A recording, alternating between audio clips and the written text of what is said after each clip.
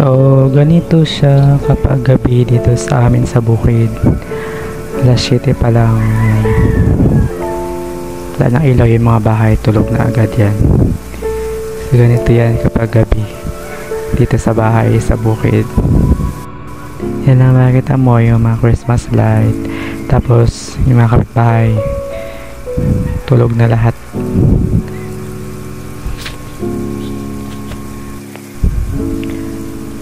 So tayo ay matutulog na rin dahil wala rin po tayong TV, wala tayong mapanuran. Kaya tayo ay matutulog na. So bye.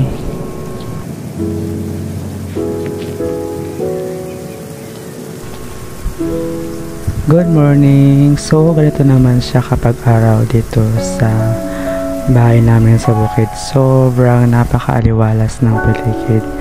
At yung tanging maririnig mo lang is yung mga tilaok na manok, kunin ng hibon at ang hangin. So, yan yung aming paligid ng bahay.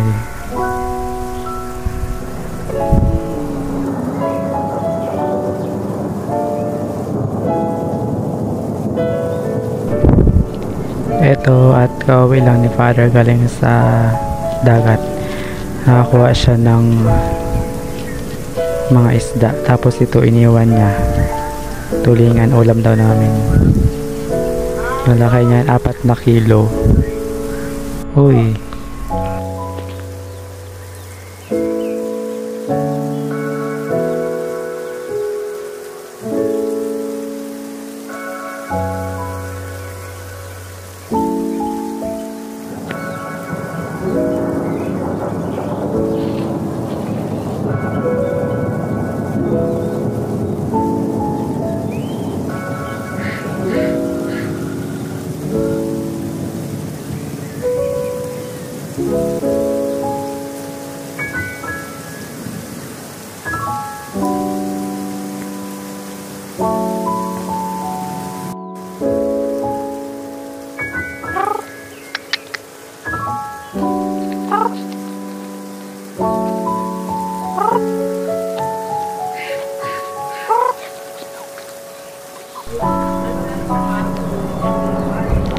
So, ayan yung aking mga alagang Rhode Island chicken.